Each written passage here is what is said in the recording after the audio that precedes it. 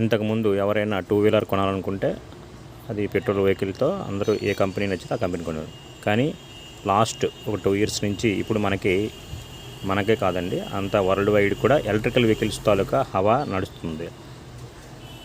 అయితే మన ఇండియాలో ఎలక్ట్రికల్ వెహికల్స్లోని మొట్టమొదటగా ఓలా అనేది చాలా ఫాస్ట్గా లాంచ్ చేయడం జరిగింది. కానీ అది ఎంత అయితే మార్కెట్ షేర్ని సంపాదించిందో అంతే దీనిగా తన మార్కెట్ షేర్ని కోల్పోతూ వస్తుంది. లాస్ట్ డిసెంబర్లో ఎన్ని యూనిట్స్ని సేల్స్ చేయగలిగిందంటే 18.7%తో 13,768 యూనిట్స్ మాత్రమే సేల్ చేయగలిగింది. కానీ ఇక్కడ మీరు గమనించవలసిన విషయం ఏంటంటే క్యాలెండర్ ఇయర్ 24కి 58.33తో మార్కెట్ షేర్ని కలిగి ఉండేది. అలాంటిది డిసెంబర్ వచ్చే నాటికి 20%కి వచ్చేసింది అన్నమాట తన మార్కెట్ షేర్ని. అయితే ఓలా తను కోల్పోతున్న మార్కెట్ షేర్ని ఎవరు ఆక్యుపై చేయడం జరిగిందంటే బజాజ్ అండ్ టీవీఎస్ కంపెనీ. ఎప్పుడైతే మార్కెట్లోకి బజాజ్ తన మోడల్స్ని లాంచ్ చేయడం జరిగిందో అప్పటి నుంచి ఓలా తన తాలూకు మార్కెట్ షేర్ని కోల్పోతూ వస్తుంది.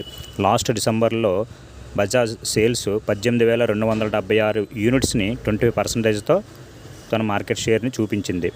అదేవిధంగా టీవీఎస్ కంపెనీ కూడా 23%తో 13,212 యూనిట్స్ని సేల్ చేయగలిగిందన్నమాట.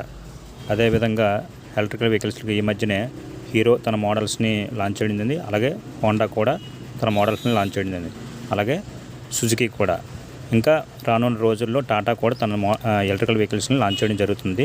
అంటే రాబోయే రోజుల్లో ఎలక్ట్రికల్ వెహికల్స్ మధ్యన చాలా గట్టి పోటీ ఉండబోతుంది అన్నమాట. అంటే రానున్న రోజుల్లో అంతా ఎలక్ట్రికల్ వెహికల్స్ అన్నమాట. కాకపోతే మీరు ఏ వెహికల్ కొనాలనుకునే ముందు ఇప్పుడు ఈ రెవల్యూషన్ టైంలో కొంత ఆగి ఏ వెహికల్ అయితే బాగా అన్ని రకాలుగా మీకు సూటబుల్ అవుతుందో చూసుకొని కొనుక్కోవడం అనేది చాలా ఉత్తమమైనది. మరొక మంచి వీడియోతో మీ ముందు ఉంటాం. అంతవరకు సెలవు. మీ ఇన్ఫర్మేషన్ టైం ప్లస్.